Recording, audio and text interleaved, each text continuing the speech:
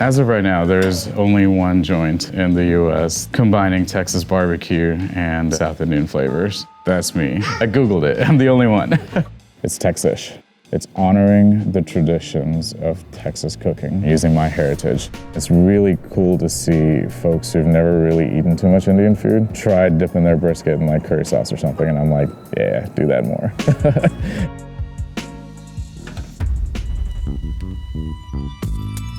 Buffalo is known for pizza and wings.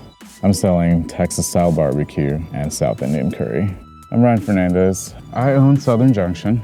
My menu consists of classics like prime brisket, pulled pork, and ribs. The brisket and the ribs stay very true to the Texas form of cooking, but I also add in things like barbecue and smoky tikka to kind of bring that Indian flair to the menu. And the biryani that kind of combines your classic meat with a classic Indian rice dish. We do a variety of sides. We do cardamom cornbread, traditional brisket beans, a serrano mac and cheese, and smoked and fried cauliflower. I am about to season all the ribs that we have. Seasoning we use is pretty basic barbecue rub. It's just salt, pepper, paprika, a little bit of garlic. I'll just let the smoke do the rest of the work. I was born in Southern India, Kerala to be precise, and the part of India that I'm from is a little different from the rest of India. It is a coastal region, so there's a lot of meat eaters, a lot of non-vegetarians.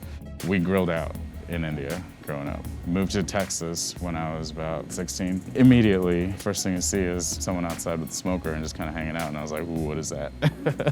We didn't really think about it till I was out of college when it was 2 in the morning and we're all just kind of hanging out, and all of a sudden you realize you've just been eating Indian food outside and you cooked a barbecue chicken but dunked it in a curry sauce.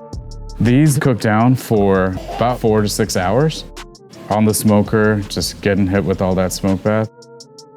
Right at the end of it, hit it with a little sweet maple glaze. So it's a little saltier up front. When I'm glazing it towards the end, kind of balances it out. Texas-style barbecue is cooking things low and slow. You're taking a curry, you're cooking that low and slow. No sauce, you let the smoke do the work. Whether you're doing it in a pot or if you're doing it in a smoker, it's all still flavor building. This type of cooking is very primal. In India, you cook all your food outdoors in a wood-fired stove, and then you move here and you see another style of cooking that's so similar. It's pretty cool. Buffalo, it's a very close community. Everybody here is ready to grind. They're ready to help each other out. My customer base is interesting. I have a wide range of people that I never thought would be eating my food. Oh, you guys are great. I'll see you guys in a little bit. I think we're gonna have a line at like 2 today. My customers are a little shocked when they first see the menu. The food that I'm cooking right now isn't something you'd normally put in on a Google search. No one just sits there and goes, I want to eat Texas food and curry that day. But when people hear about the kind of food I'm doing, they're immediately intrigued and they're telling their friends, they're telling their family. The cauliflower dirt is chickpea flour, our barbecue rub, and a little bit of egg to give it a little body. Our neighbors can see us through this giant wall of windows. So when they see everyone in the kitchen, they see the smoker fired up, they know food's about to be ready anytime after 1. And they're like, okay, you're gonna have brisket and food for us tomorrow. I'm like, yes ma'am. I don't know if it gets more word of mouth than that. Right now, the only way you can find me is either following your nose or social media. There's not much of a way to get to the side of the building from when you're driving down Chandler. So I guess eventually I should probably get a little thing that says barbecue this way. We're in the Black Rock neighborhood of Buffalo. It's an up-and-coming neighborhood. It used to be a lot of factories. This itself was a factory at one point. It was completely remodeled, refurbished. Black Rock, from what I understand, was a pretty vibrant community back in the day that was held up by all the factories. And once that kind of shut down, this area was a little bit neglected.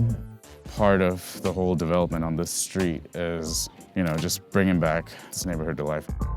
I went to school for mechanical engineering, ended up working full-time in the tech field till about 2011. So I've been doing the 9 to 5, working in an office gig, getting in trouble for wearing jeans, not on Friday. I hated that. I was like, I can't keep doing this. On the weekends, I was always cooking at tailgates. I was always barbecuing for Texas Tech football games. Moved to Buffalo around 2016. My sister was getting married up here. Ended up coming up here to kind of hang out and came to help cook out at her wedding, catered the whole thing. Then I stayed. John's my brother-in-law, locally known as Brother John. We both moved to Buffalo around the same time. He helped me start smoking, let me use his backyard. That's when the late night started. Had my other smokers shipped in from Texas, parked in his backyard. So it was a lot of work the day job, show up at his house at what, like? Probably arrive around 10, 11 at night. Sorry, my bad, man. Ready to fire up the smoke? Yep, he's ready to go to bed. I'm like, let's go! Before I went into work the next day, I would just go deliver pulled pork briskets to offices, friends and family. That was a 7-day-a-week grind. My go-to when anything is before you start doing something on your own, you better learn how to do it from the ground up. I walked into a bar that I used to go drink at all the time and asked the head chef for a job cooking. He laughed at me and then he told me to come back on Sunday. I cut fruit for 6 months. I worked at my day job and the restaurant on the weekends for about 3 years. It was a lot of work. It was insane. The gentleman that actually owns this property, random bar conversation, and we're all just hanging out, and we got to talking about Indian food and talking about barbecue, and his ears just perked up, and he was like, "You want to do barbecue?" So that's how I came upon this building. But when I started, I don't think I even had a Facebook page. I might have posted one photo to Instagram, like my menu for the day or something. We have no advertising budget, so to speak. This whole thing was bootstrapped, and people showed up one by one. All right, last brisket of the weekend. I used Creekstone prime brisket. It's a little bit hard to find up here, so it took a little while to source it. In my opinion, it's probably the best marbling that you can get as far as in bulk. As far as seasoning the meat goes, salt and pepper. That's it. Not one other thing in here. The fat renders in with the salt and the pepper in there, and you get a nice crispy, very thick bark that is insane. And with this kind of brisket that I use, you really don't need anything else. Just let the meat and the smoke speak for itself and call it a day. I do trim it pretty aggressively. Gets better airflow over it, and then really just rotate it around in the smoker. Right now, we're just unwrapping the brisket that's been resting. This guy's been cooking for probably about 12 to 14 hours. That's how you tell it's ready, when it just pulls apart pretty easily. Sliced brisket is one of my specialties right now. Fly through a ton of it a week. I spent most of my schooling till I was in 9th grade in India before we moved to the States. It was just a move for the better, straight from India to Texas. My grandma was a huge influence. She traveled a lot. My mom went to college here in the States. When I grew up, she was the one that was firing up the barbecue, and then the whole neighborhood came over. My mom and my grandma were just showing me what to do, what not to do. Moving to America when you were starting off high school is a culture shock, to say the least. You go from eating Indian food and packing basically a 3-course meal for lunch to PBJs, and you're like, this is kind of nice, A. B, I miss the food. I don't think I came out of my shell till about my senior year of high school. So when I first moved here, food was just kind of the fallback for me to kind of relate to people or show people what I experienced back home. There was that common factor. Everybody loves to eat. A lot of people frown on the word tikka because it's not supposedly traditional Indian food.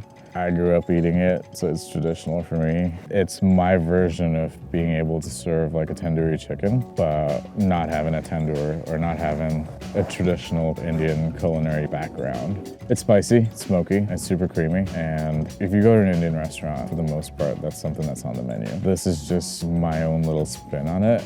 It just has that extra depth of flavor that comes from cooking the chicken over, live coals.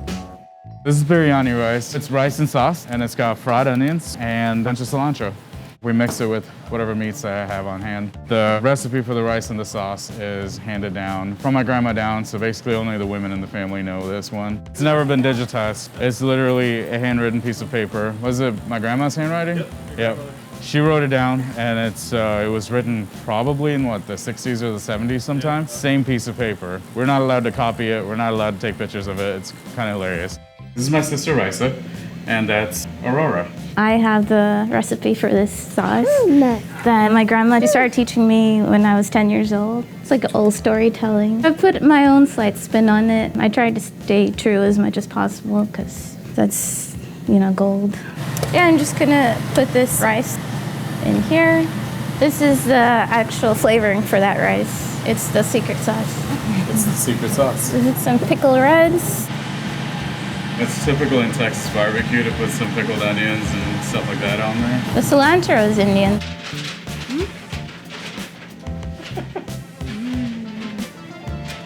Aurora's the only one that's gonna learn the recipe for the biryani. For me to come out here and just go, oh, I'm gonna do Texas barbecue, it didn't fit with my background. There's a lot of tradition in both. That's why the tagline is Tex-ish smokehouse. It's not Texas barbecue, it's Tex-ish.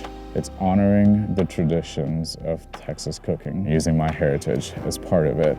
I don't like the word fusion. Fusion, a lot of times, is forcing two cuisines together. The keyword's forcing. What I cook from is 100% from memory or heritage. There's no shortcuts to this type of cooking. You have to wake up before the sun rises. You're getting this thing going, whether it's a blizzard outside or if it's 100 degrees outside. You get up and get your shit done on time.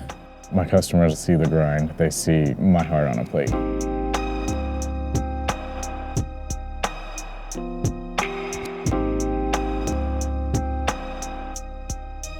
What's he like as a brother?